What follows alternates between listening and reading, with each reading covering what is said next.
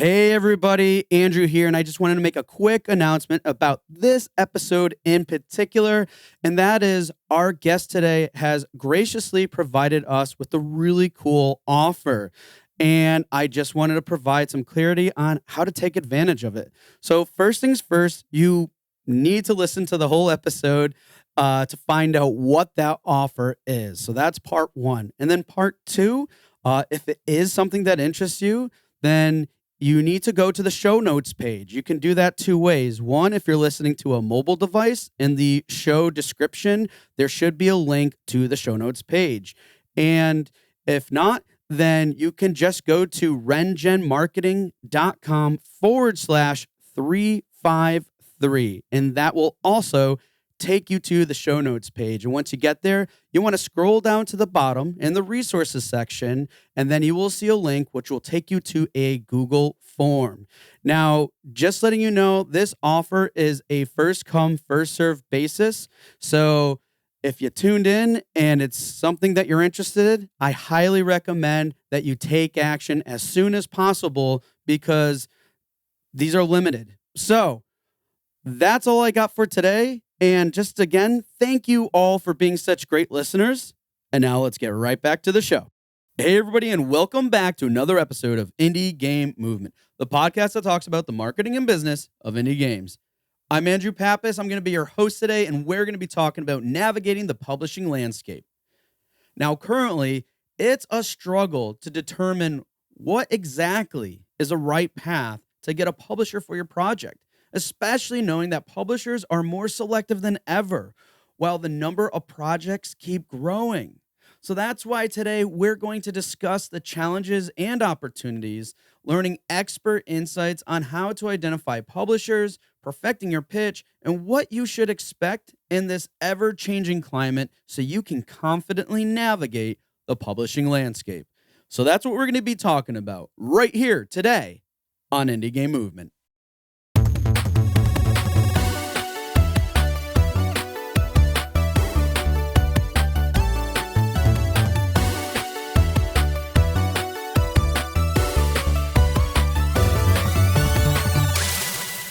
Hey, everybody, and we're back. And today with us, I have Jay Powell with us. Jay, how is it going, buddy? It's great to have you on the show today. It is a wonderful day up here in the mountains, and we're starting to get pollen. So that's always wonderful as well. Oh, pollen. Yes, pollen season. Oh, man. I have a friend of mine who every time that the pollen season happens, it's like he gets like flu-like or horrible, and he's out for like a month. So, hopefully it's not like that with you or other people you know, but yeah, pollen season, folks, is not fun, which I'm sure you can all relate. But anyways, we're not here to talk about pollen. We are here to talk about some fun and really interesting things that are all very important to us. But first, before we do that, why don't we get to know Jay a little bit? So he is the CEO of the Powell Group, and he's also the founder of Indie Game Business. So they provide video game consulting on business development, publishing support, and licensing. But I am really also curious, Jay, what is Indie Game Business? I'm sure a lot of our listeners are familiar with it, but for those who aren't, what is that? Indie Game Business is my hobby that has grown completely out of control. That's basically what sums it up. So it started, we formally started it back in 2018, so we're going on 6 years now. It basically is the result of my frustration that no one teaches developers about business. And so I finally just had that, Thanos moment where I just said, F it, I'll do it myself. And I'm trying to not hit that explicit thing with us today. We started it as a Twitch channel, and it was essentially me calling up friends of mine in the industry, because we had you on very, very early on as well. Just to say, okay, let's talk about marketing. Let's talk about pitching to a publisher. Let's talk about how you get an IP for your game, just like that. And it went from, in the course of a year, it went from a Twitch channel to a podcast to the point where we were simulcasting it, the recordings of it every week on YouTube, Facebook, back we're still on Twitch, and LinkedIn is where it is now. So you can watch it every week live, or you can just catch the podcast. But we did that, and I sat back and said, okay, well, we basically got an avenue for these developers to learn about this stuff without having to pay 10 grand to go to, San Francisco and buy vault access to all the GDC stuff. I said, well, we haven't solved the problem of how we get them to, actually meet with publishers or marketing firms or, any of the support they need. So in what would appear to be some great visionary moment, we started doing digital conferences in 2019. And I assure you, it was not some great, I know a pandemic coming type thing. It was just like, this is going to be easier. And so by the time the pandemic hit, we had already done 3 digital conferences. And then we kept doing them through the pandemic. And when everybody went back to live conferences, a lot of people left the space. We didn't. And so as a result, our 17th digital conference is coming up in September. It's basically indie game business is there as a resource to learn, but also as an avenue to open up opportunities for, developers to learn about this stuff. But at the same time, go out and pitch to investors and pitch to publishers and talk to marketing reps and all this sort of stuff. It is, I've been doing this for 25 years, and indie game business is probably the thing that I'm the most proud of out of my career. Our Discord's got 75. We're approaching 8,000 people, industry professionals on the Discord. The newsletter hits almost 12,000 people a week. It is absolutely my hobby that went completely haywire and out of control. Yeah. And I mean, there's just so many good things about that. And folks, I'm sure those of you who are already part of that community are aware that it's just full of great people, great resources. There's the podcast. I mean, one thing I particularly love too, and actually I recommend this to all my clients. So I don't think Jay knew about this prior to. And for those of you listening, I think it's a great thing. But anybody who's looking for like pitch help, they have some great, it's either weekly or bi-weekly or whatever the cadence is. They have these like pitch walkthroughs where people are actually giving their pitch decks and having them critiqued by publishers and professionals doing that stuff. And that's probably one of the most, I think, great assets of this community, but it's just one of, right? There's so many other things in there. So it is. And it's one of the, I have to think Ash, our community manager / marketing PR guru, this was something that she decided that, we should do on the Discord. And so what happens, it is weekly, unless our panel has like a conference or something coming up. But generally every week you can go on the Discord, you sign up, the pitch decks are done in order that they come in, essentially, assuming they meet the requirements. And every Thursday at 2:00 Eastern, they sit down and they'll pull up one of the pitch decks and go through it right there live on the Discord. So, and give feedback. So it's either you can send yours in and sit there and hang out and watch and, get the feedback, or, what happens is dozens of people log in and just to watch and listen. So you don't even have to have a pitch deck. Yeah. The interesting thing about that is, so we did one for our last conference, which was in February.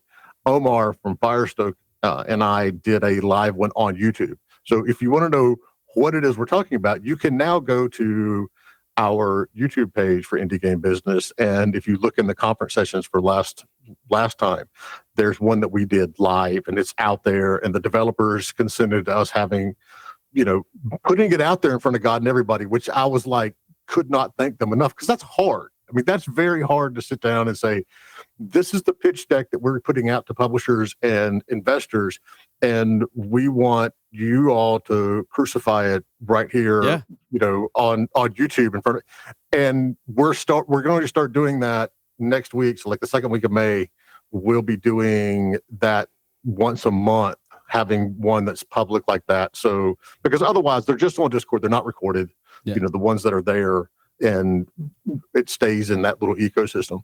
Yeah. But we're starting to do a monthly one. Omar and I are going to do them on YouTube. And it is, we do that. We have monthly talks on, people do feedback on their Steam Deck pages. Yep. I mean, not Steam Deck pages, Steam pages. And we just started one with an attorney as well. So, it's a good resource. Yeah. So folks, don't worry. We're going to drop the link to that Discord in the show notes. And all that talk about pitching and publishers and stuff are kind of what we're here to talk about today. So I'm really excited to dig into that. But before we do that, first, we're going to have Jay go through the Q Box round. And for those of you who aren't familiar, the Q Box round is just a series of quick, random little questions I prepared here for Jay. So, Jay, are you ready for the Q Box round?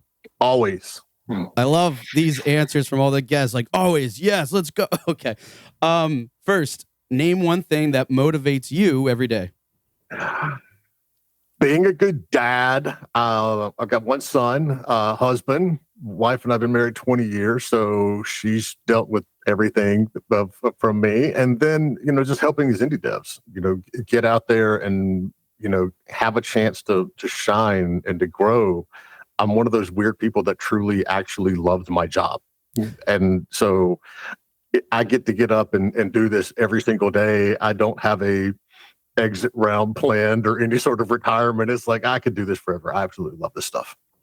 Yeah. And it's always great to hear those things too, that you're able to achieve that, but not just achieve that, but it's like, I just love hearing people that are in that space that are really passionate about what they do in this industry. So, and whoever you are and whatever you're doing, it's always great to hear those stories. So thanks for sharing that. All right, next, what's one thing that most people don't know about you? I have no formal business training.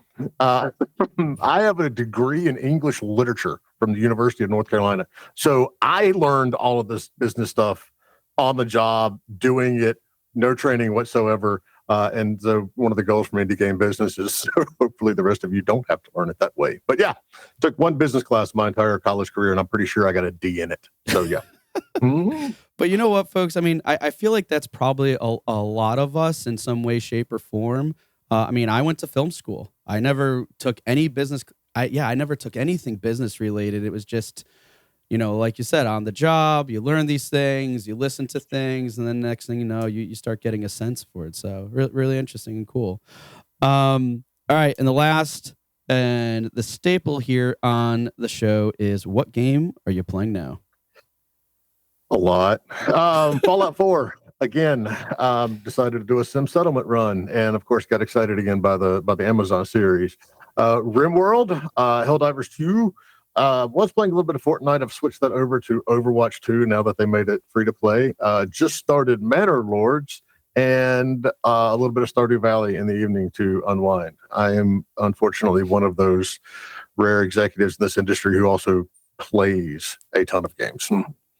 Yeah, no, that's a good set right there in terms of, and that's like current, like it's not like, oh, this is my lineup, this is basically what I'm doing like every other day or whatever. So yeah, I'd say that's pretty impressive. That might be the record on the show, actually. I might have to do that. I might have to look back and be like, okay, what's the most anybody laid out? And I think this is it right here. So you obviously need more guests with ADD. Awesome. Well, hey, Jay, thank you for sharing that. Love it.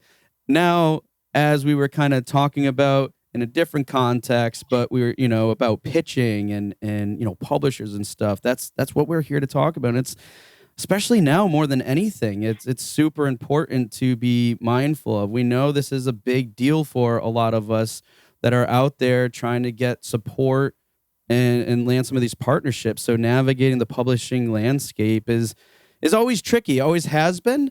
And it feels like it's getting more tricky, but maybe we'll dive into it to find out maybe while some things are changing, they're not. Like an expression I've been using a lot these days is, the playing field's the same, just the game might be a little bit different, right? So let's see if that's still the case or not. So to kick things off, how would you say that the landscape of indie game publishing has evolved in recent years? And I guess what trends do you foresee shaping the industry in the future? We always talk about how there's, cycles the industry goes through. And, over since like the late 90s, I've seen several of these cycles come through. And we're still seeing the cycles. They're just happening faster, basically. So you're not wrong. It is harder to get a deal now. One thing that a lot of people believe that isn't actually true, there aren't really less publishers than there have been, Okay. Especially in the first quarter of this year, I saw about half a dozen new publishers pop up. And so we track, this is a little bonus of Indie Game Business. We track all the publishers and investors in the industry. You can go to indiegamebusiness.com and download that list for free. It's like 1,400 companies. The investor side is much bigger because we went a little wider. But so we do have a year-to-year run. And so we can look back and say, okay, this is how many publishers are out there now. This is how many, have been in past. There haven't, we've seen publishing houses close, but we've also seen a lot more open. And so it's more of a case of you're really, really competing against other indie devs. And, for, that seeing getting the attention of the scouts, all that sort of good stuff. And so it's really important when you go out and you're pitching that you get off on the right foot. You don't go and send something that isn't what that publisher wants to see, or it's not what they're looking for in the first place, or you don't have the right information in there. But it's also equally important once you get a publishing deal that you don't squander it. And, we see that happen quite a bit as well. Things like production get off track or whatever. And a lot of developers will get excited by the fact that they have a publisher that's really hands off. That's not always a good thing. Yeah. That can actually backfire in many ways, shape, and form. So in terms of what we've seen in the last couple of years, obviously the Embracer mess, put a kink in a lot of things. Mm-hmm. And, the overall investment side of the U.S. is, interest rates are high, so it's harder to do stuff. But there are a lot of options out there, in terms of publishers. The trend that I see, in the last few months, and then what I think we're going to see a lot more of in the next year or so, is a lot of indie devs with successful titles becoming publishers. Mm-hmm. There's 3 of them off the top of my head that I can, 2 of them that have popped up in the last quarter that went from being, okay, we're just a developer, or one of them in one case was a fund that was like a VC fund that said, okay, wait, we're going to spin out a publishing arm as well. The best example that I can give you for that is Coffee Stain. They took basically what a lot of us refer to in the industry as a havoc physics, experiment in Goat Simulator, turned it into a great game, got really successful, and then they started publishing. And they ended up getting bought by, a couple of studios as well. But it's that sort of thing that we're seeing happen. Developers that have self-published, they had a lot of success, and then they turn around and say, okay, let's help other people. Landfall's doing it, Shiro Games is doing it. There are several of them out there, but that's the biggest thing that I see in terms of indie publishing, is that you're going to see more of these publishers come up from indie developers. There's a lot of interesting things in what you said there too, because the first one that stood out was, it sounds like in general there might be this belief that there's less publishers, but it's not so much that there's less. It might mean more of. It sounds like possibly a misconception, because, well, yes, there are other things like you called out to, like, economics essentially.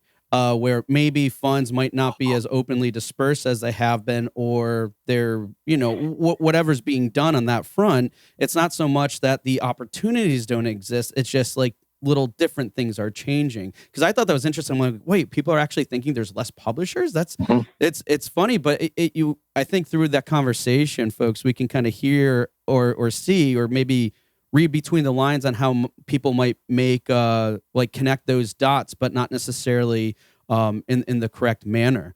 So I think that's really interesting too.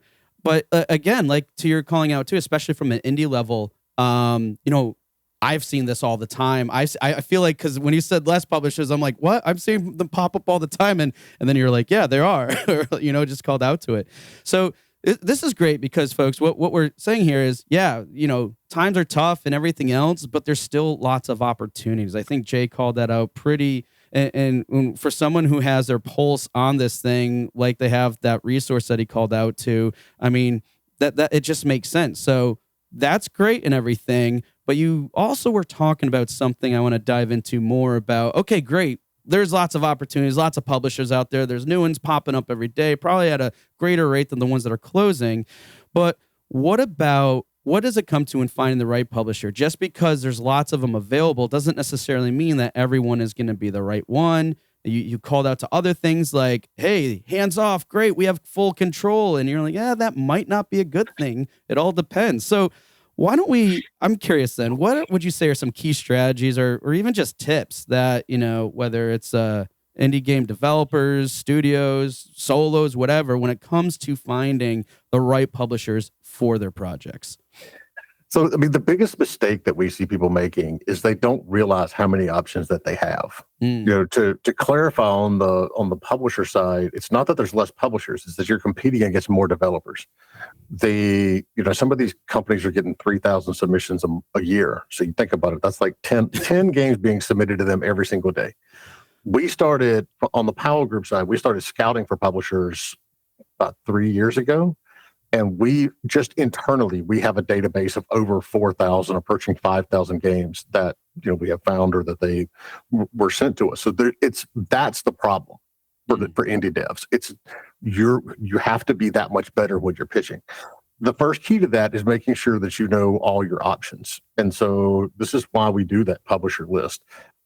I'll talk to developers and say, okay, they're like, well, we got this game, but we haven't found a publisher for it, and we pitched it to everybody. And I'm like, okay, well, how many is everybody? And they're like, oh, right. Like 15 or 20 publishers. And I'm like, okay, so you only missed roughly 100, and that's going to depend on, how many are, what fits. And that fit part is the important thing. So, what we tell folks is grab that publisher list, and then you have to do some work on this. You can't just send your game to Devolver and call it a day. You sit down and you look at these publishers and say, okay, do they publish on the same platform that we're publishing for? Are you sending your PC game to a mobile publisher? Because that's a gigantic waste of time. Are they working in the genres that are that we're working in, or they publish games that are similar to ours? Best example of that right now, Paradox for years has done this. Everybody knows that's the grand strategy game. Hooded Horse has nailed it in the last couple of years. Folks know that the strategy, the sim, the management games, that's what they do, and that's what they do well.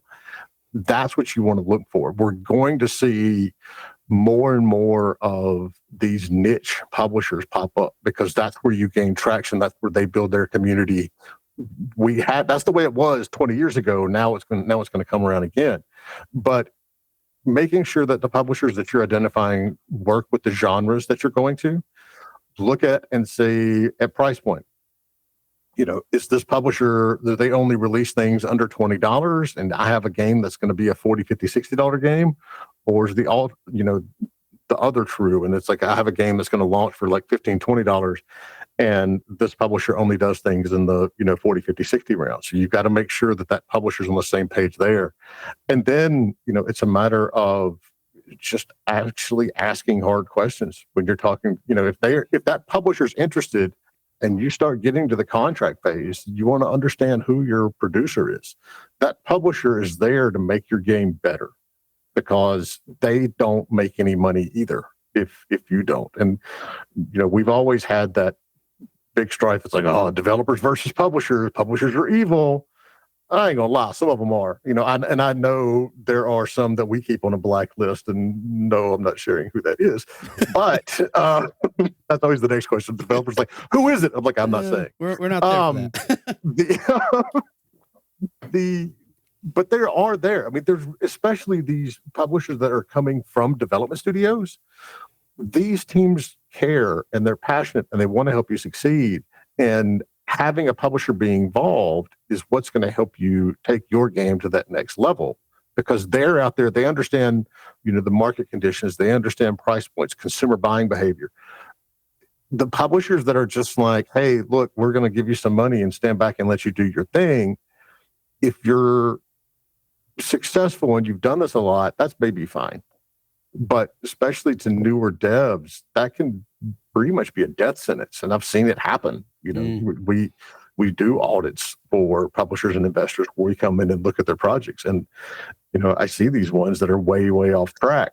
And the developer's like, yeah, they just let us do what we wanted. And I'm like, yeah, and see, now you're in trouble. But understanding how many options that you have and then doing that extra little bit of research is basically the main thing that's going to get you off on the right foot. Yeah. You called out a really good point. So one I want to say too, just to even add to it and provide an example, is the price point.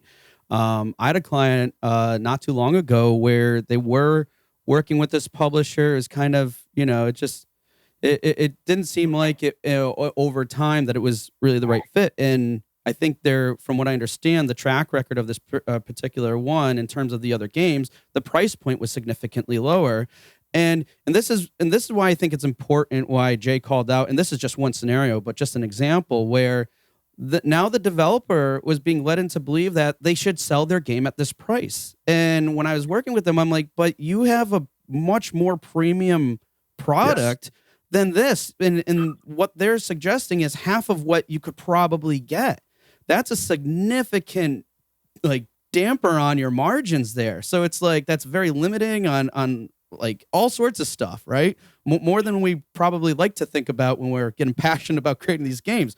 But still, and I was like, no, you guys need to up your price now. And they went back to the whole team talked about it, and they're like, thank you. We've been wanting to hear this all along, but we just didn't, But it's like so many developers think that, it's like the iTunes store when it first came out, and it was this whole race to the bottom. And if I sell my game for $5, it's going to sell more. It's not. I am constantly telling developers you should never release a game under $20. That's the point. And there's two reasons for it. One, we did an audit for I would say AA, III publisher back towards the end of last year, where we came in and looked at like their entire slate, 14 games, and then we did projections for them based on what we saw. And one of the things that came out of it was that publisher was launching their games too cheap, because we could sit and prove that they would actually sell more units if the price point was $5 higher than it was. It stands to make sense. It's like, oh, you'll make more money if the price is higher. But no, we were talking, we actually move more units with a higher price. The other reason, and this is the more concrete, tangible side of it, is the majority of your unit sales on Steam or on Epic or wherever come from discounts. Steam sales, Next Fest, not really, but Steam sales basically. And if you launch your game at $10, there's only so much you can cut. You don't have that opportunity. Exactly.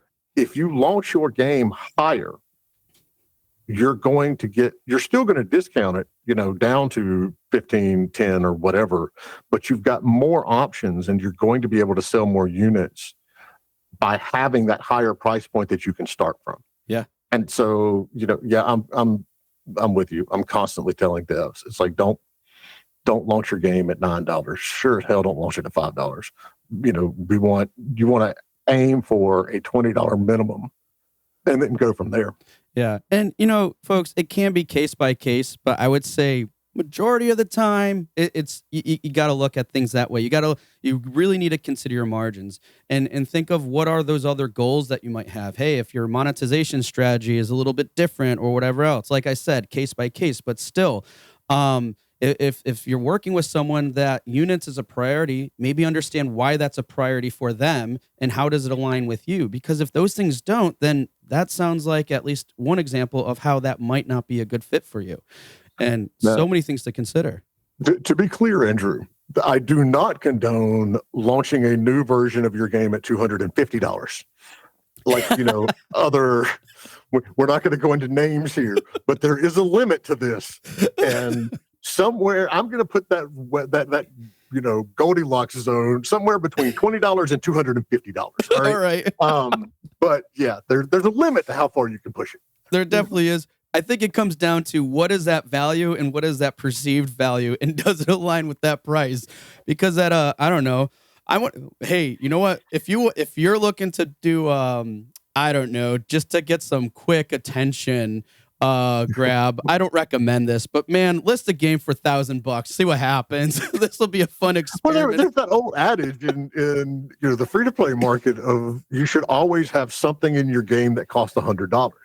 And fair enough. If you want to, if somebody's willing to spend it, be ashamed not to give them that opportunity. But yeah, that soft spot is somewhere between $20 and $250. All right. I like we have a good range though. That's good. We're gonna keep it tight. All right. Sweet. All right. Well, we've talked. I think we have a good idea now, even though there's probably any number of other things we could talk about, like what it takes to find the right publisher. But again, make sure it aligns with values, all these things. Like just make sure what you're doing your research to help you determine what is a right fit. But let's say people have done that and they still haven't come up with anybody. It just things don't pan out, whatever the case is. So when studios or devs start losing traction on the publisher front, and they get to a point where, all right, maybe we're going to start, considering self-publishing. Do you have any particular guidelines or other things that, these teams or people should consider if they decide to go that route?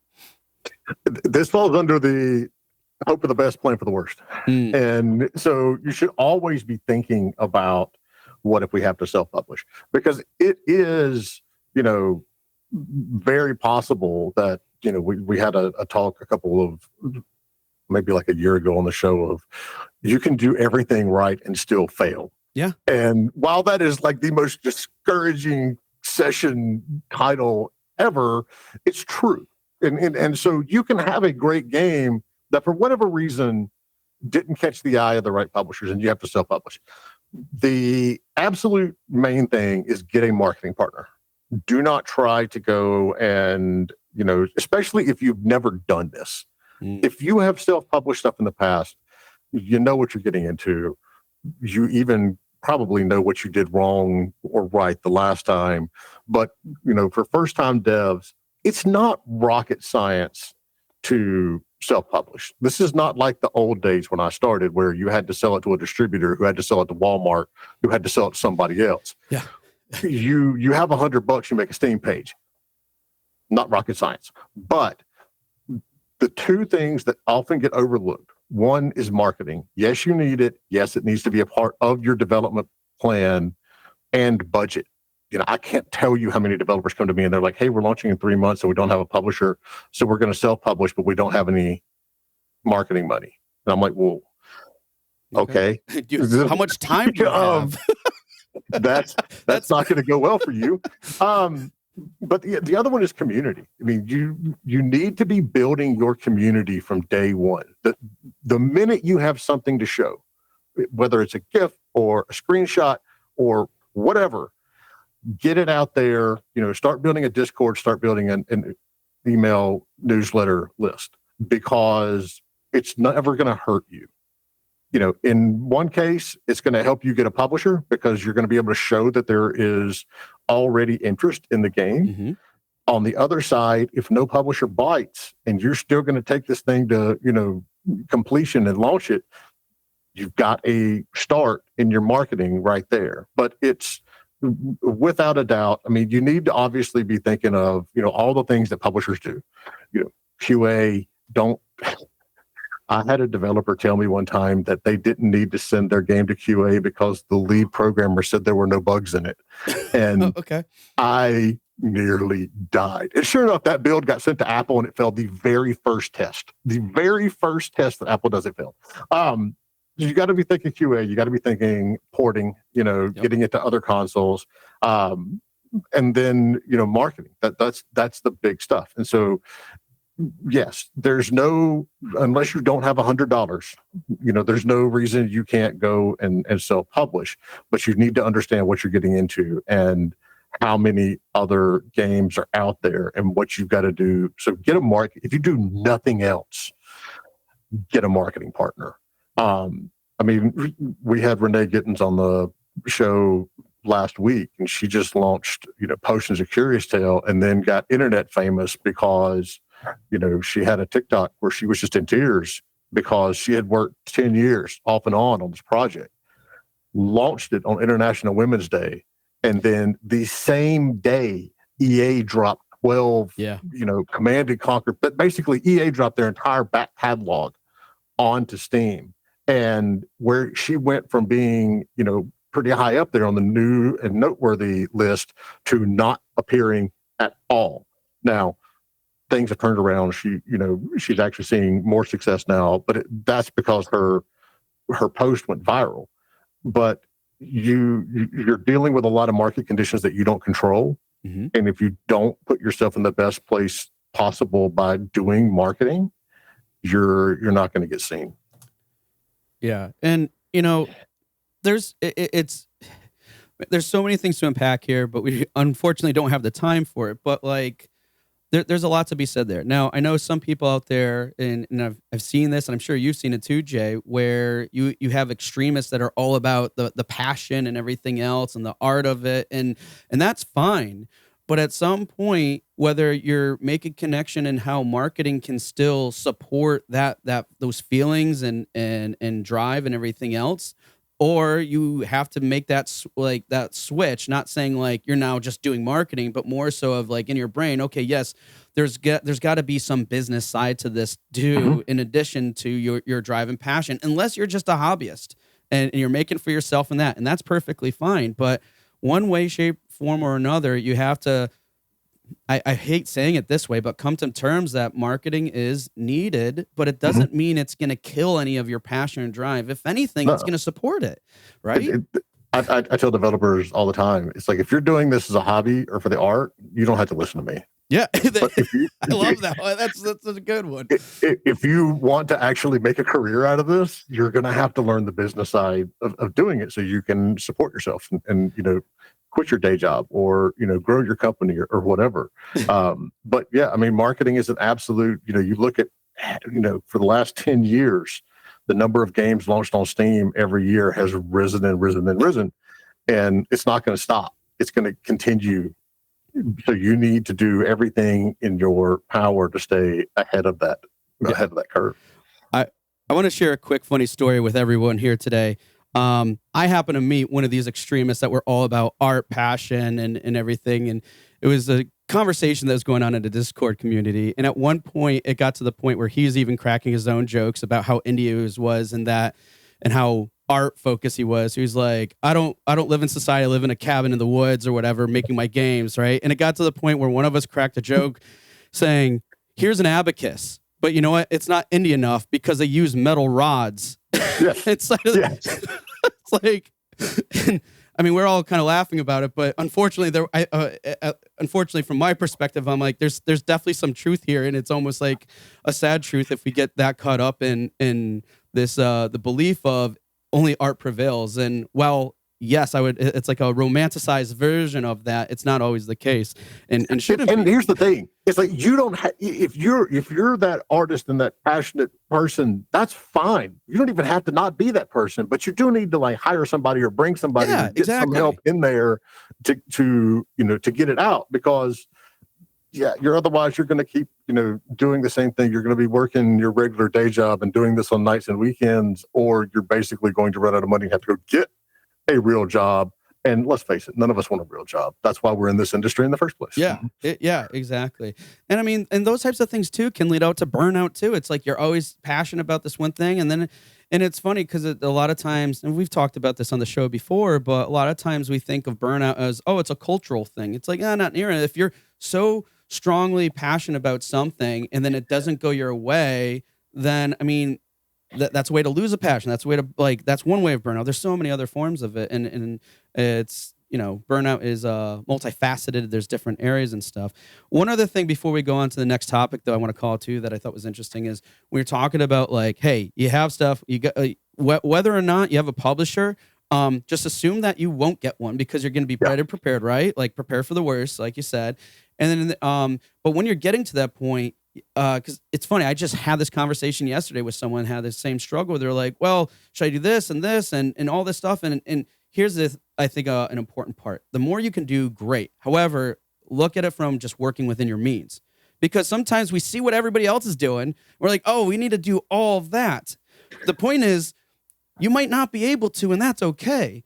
But would it be nice? Of course. Would it be nice if I could do 20 million things at once? Who wouldn't, right? But the reality is that's not always the case. So work within your means and work up from that. But don't not do anything. But don't try to do too much because again, it's hard to do. And I think people struggle with that too sometimes. Kind of like I say this on the show a lot, compare and despair, if you will. So yeah. I mean, let's face it. I love my job. I get burned out. I mean, it's just a reality of everything. But if you're doing, a lot of even the minimal stuff, you're still going to get noticed. I mean, I would put my scouting team up against, anybody in the industry, and we've been hired by everybody from indie devs all the way up to big companies. I don't even realize where they're pulling some of this stuff. I accused Danelle of just witchcraft in the way she finds some of these games out there, but she does. I mean, even if you're starting out and you're doing nothing but a screenshot Saturday or whatever, or the pitch your game trend on X, that Liam's project right there is fantastic. If you're getting out there in some way, shape, or form, you're gonna get found. Now, obviously, the more you do, the better that's going to be. Right. But sitting and doing nothing and hoping that old saying of, "Oh, well, a good game will sell." No, it doesn't. That's not the way it works all the time. And then the flip side of it too is you can't put too much credence on the whole solo developer thing. Yes, Stardew Valley did it, but also look at all the support that he's got from publishing companies and porting companies. Manor Lords, the latest one, solo dev, but he had a publisher along the way to handle all the stuff that he didn't want to deal with. So do something. Yeah. The more you can do, the better, but don't sit back and create your game in a vacuum. So I have one other quick story, and then we're going to go on to the next one about that similar concept, different industry. Kevin Smith, the guy who the first, God, I love Kevin Smith. The first guy who did what was it? It was Clerks. That was, I think, the debut film. I have a signed movie poster from him and Jason Mewes. Okay, cool. Well, the story, how from what I recall, and I'm pretty sure this is accurate, how he got noticed and got to where he was he was made Clerks. It wasn't doing well. He was just buying up cheap or buying spaces at cheap theaters to get the movie out. And what happened was there's a producer or executive, someone staying at a hotel on business trip. He had indigestion. He just he had a stomach bug or something. I don't know what he had, but he couldn't go to sleep. He's like, I just want to kill the time. I guess I'll go across the street at this crappy theater and see what they got playing just because I need to do something else other than just lying here. And he saw Clerks. He liked it. And then next he was like, all right, who made this? And boom.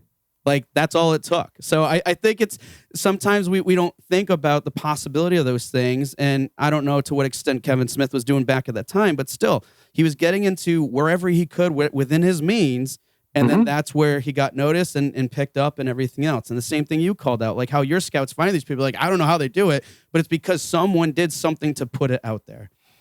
Even if it's just, you've got little local conferences that you don't think are going to be that many people there, I assure you somebody's got their pulse on that. And so do what you can, do something.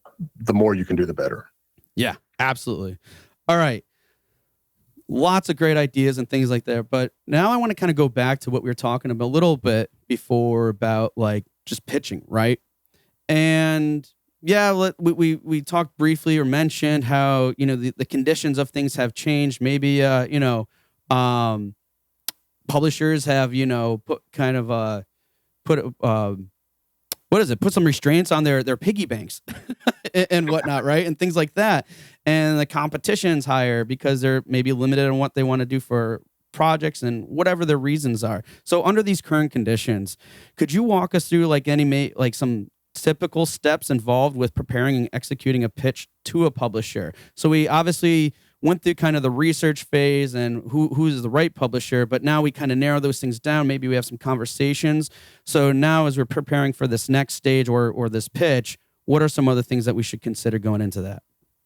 I'm cheating and pulling up my online class here because we actually this is one of the things that we cover. We've got free online classes on indie game business, and this is exactly one of the things that we do. So you take your list, you narrow it down like we talked about earlier, and then the next biggest thing is that pitch deck. That pitch deck will make or break you.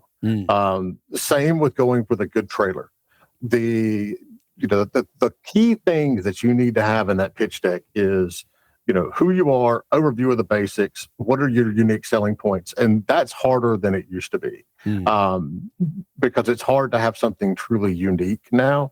But what are the things that make you stand out from other games in the genre? The best example I can give you is Fortnite. Honestly, look, battle royale is not a unique selling point anymore. I mean, even Fortnite brought it from PUBG, which got it from Rust, and there's a track record there.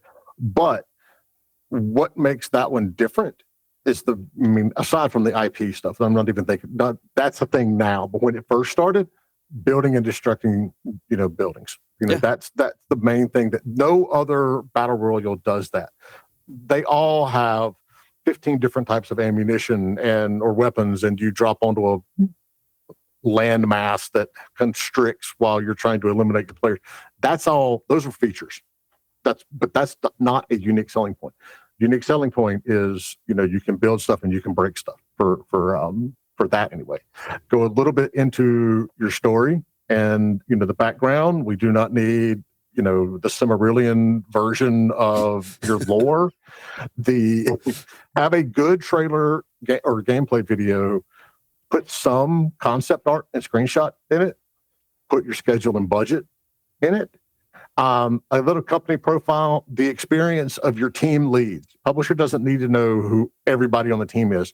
Their main concern is lead programmer, lead artist, lead designer, producer, just the people that are, at the top. If you've got what we call that social media footprint, and that's where you put in how many followers you have on those different social media platforms, how big your Discord is, all that sort of stuff. And then oddly, the most important that we have to constantly remind people to do, contact information. I can't tell you how many games we find that, the developer gives you no way of getting in touch with it, or they do, and then they never respond. And it's even more frustrating when they're like, hey, we're looking for a publisher. It's like, okay, hey, you have no way of reaching you. That's the problem. But you have to put all of that in a deck that's under 15 slides. You send a publisher a deck that's like 30, 40 slides, and you're going to get a whole ton of like eye rolls because no one wants to go through it. And it's the same with your trailer. Look at the way social media tracks ads on Facebook or LinkedIn or YouTube or wherever. 5 seconds. They consider anybody who watches a video for 5 seconds a viewer. And so you have to keep in mind, you have 5 seconds to get that publisher's interest. And if you don't do it, they're just going to move on to the next one because they have plenty of options these days. But yeah, so getting a great pitch deck, putting it in front of the right people at the publisher. And if they have, a lot of people will like skip an online submission form and try to go directly to, the scout or the acquisitions manager or something like that. You still need to do that online form because 99 times out of 100, that form is the first feed into a pipeline for that publisher. I have developers send me their games directly all the time. And I'm like, no. If you do that, it's going to get lost in my inbox. Here, we have a form where you can submit, use that, and then, tell me you did it so I can keep on the lookout. And that's what you should do with a lot of these publishers. If you have a friend at that publisher or just somebody submit through whatever their normal pipeline is and then say, hey, Jay, heads up, I just, submitted this game. Can you be on the lookout for it?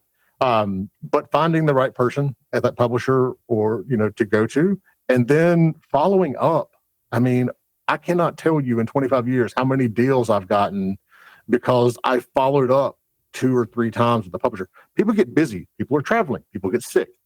They may not always respond to your first email. Your email may end up in their spam for some reason, but you need to follow up at least twice and not like within 4 days. give it a week, give it 2 weeks actually sometimes, and then follow up. I talked to a publisher, into last year. Their pipeline to sign a new project was 6 to 8 months from the time it was submitted. Now, that is long.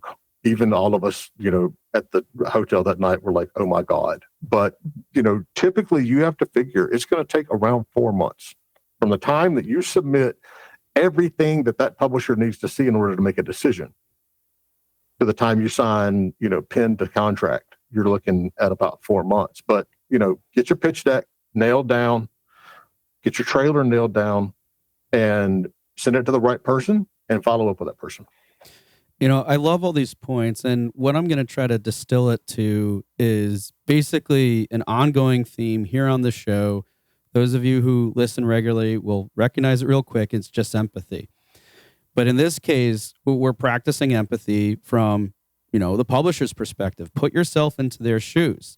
If you're getting a pitch deck that's 40 slides, are you going to want to read it? Probably, right? If you get a contact, or if you find something that looks like a really cool game and there's no way to access the game or talk to the developer about it, is that going to be helpful? No. Is and start asking those types of questions. Put yourself in their shoes and start answering the questions that you might have in those cases. And yes, you might not know or you can't answer everything that they would be able to, right? And their answers are going to be very different across the board with other publishers too. But at a high level, just start doing that, because everything that Jay called out is just, if you really think about it, can be done as an easy exercise yourself to at least point you in the right direction. Now, there's going to be more intricate things and more details that you might want to put in there, but a lot of it at a high level isn't no different than how maybe you would probably approach things in a just a slightly different way. And I think practicing that empathy and everything that Jay just called out to is essentially that. Just think about what they're looking for, what they want, and what do you have, and does that align? Because if it doesn't, either change some things, or maybe you just need to find a better fit, or whatever else might be that next course of action. Bingo. Awesome. Well, we talked a lot today, and there was just so many awesome, great things that we discussed. I know there could be a lot more, but thankfully there's a lot of other ways that we can fill in those blanks. Again, quick call out to Indie Game Business. But first, before we do anything else, I'd like to, Jay, from everything we discussed, do you have any tips, suggestions, or recommendations just based on our conversation today? If you don't know, just ask. And if you don't have the resources, hire somebody. That's the big benefit. I mean, this is a business. At the end of the day, this is a business. It's a fun business. We love it, despite, the heartache and ulcers and everything else, but it's still a business. And so, that's why we have, the whole Indie Game Business Initiative. It's to help developers and not cost them a fortune. Here's my shameless plug. If you want professional help, that's what we do on the consulting side. We work with everybody from indie devs all the way up. We'll give you an audit on your project. We'll go through and give you feedback. We'll even go through and give you a direct list of the publishers that you should speak to, instead of having to go through our list and figure it out on your own. But, the reality is you have to look at it from the side of this is a business. And you have to be doing everything that you possibly can in, the best way, shape, and form to get your game out there and to get it noticed and, to get it to market. And so whether that's building your community from day one, or approaching the right publishers, or even having a pitch deck that's somewhat recognizable, all of that stuff factors in. And yeah, that's just the reality of it. But again, if you're a hobbyist or you're just doing this for the art, you don't have to listen to us. Yep, exactly. It's only if you want to do this as a real career and grow a company and get to keep doing it. Awesome. Well, great stuff there. Appreciate it. And before we go, before you let us know on where people can reach out or links and stuff, Jay has kindly offered us all the listeners here a promotional. Now, as he mentioned earlier, they have that digital conference coming up. It's a Indie Game Business digital conference, correct? Okay, that's coming up in September. I believe the time this launches, it's probably sometime in the summer or early summer, let's say. At least on my end, the kids are just getting out of school or approaching that. But so you got some time. Honestly, folks, I haven't quite outlined the specifics of this, but what Jay has done is given us some discount codes for that event. It's a great event. It's in there. You said the 17th event coming up, right? Yep. Yeah. So they've been doing it for a while. Lots of opportunities, networking, everything else. So if you're interested in that, just go to the show notes page. Again, the show notes page will be for just simplicity, rengenmarketing.com/353, because that is the episode number for this particular episode. Go there, go to the show notes. There will be some links, something there, and some directions so you know how to take advantage of those. Probably it's going to be a first come, first serve.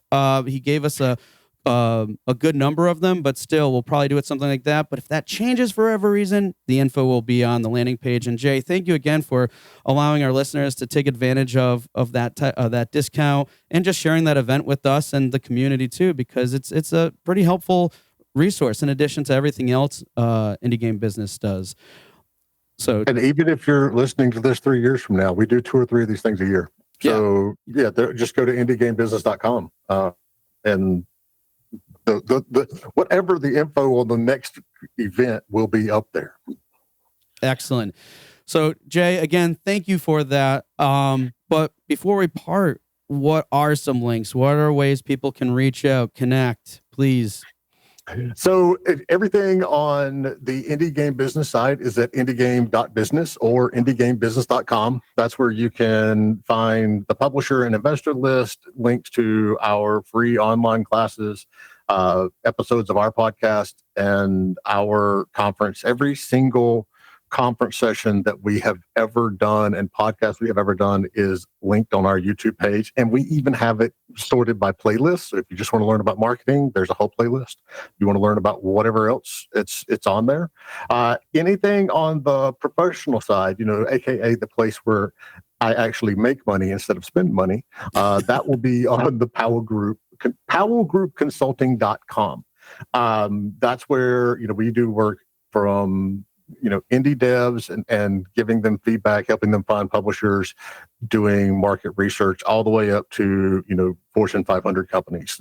So we've got a lot of stuff that we do for a lot of different companies, but it's all basically around the business licensing and, production side more than anything else. But you can go to powellgroupconsulting.com. There's links there that show you this is what we do for developers. This is what we do for service providers. This is what we do for publishers and investors. But yeah, that's the main 2 places that you can go and find it. All right, awesome. Well, again, appreciate everything. Great resources. And folks, as we talked about before, highly recommend you guys, checking out these things, especially Indie Game Business. What I'll do too, because I think it is open, I believe so, or I'll make sure to drop in the Discord link too. Oh, yeah. That's discord.gg/Indie Game Business. And yeah, it's open. You don't need an invite. Okay, great. So we'll drop that in there too. So if you're looking for another community to talk to some other fellow developers, studios, friends, and have just an array of resources to kind of help you with not just what we talked about today, but more, that's the place to go. Jay, can't thank you enough for today, the conversation. It's just been great to finally have you on the show. I greatly appreciate it. It's nice being on the other side of the microphone where I don't have to come up with the questions. I don't get to do this very often, so I'm very excited. Awesome. Hey, everyone. Thank you for listening to another episode of Indie Game Movement. I'm Andrew Pappas, your host, and the show's producer is Mustafa Price. Show notes for this episode can be found by visiting rengenmarketing.com, the number episode of the show. Rengen Marketing is a consulting marketing company that helps indie devs with their marketing efforts. Whether you need guidance with your game's marketing strategy or could use a free marketing plan template, then please visit www.rengenmarketing.com and take action. A special thanks to Dakota Saw for Season 2's opening theme and Melissa Gellis for the new logo design. And as always, thanks for being such great listeners. And we'll see you next time on Indie Game Movement.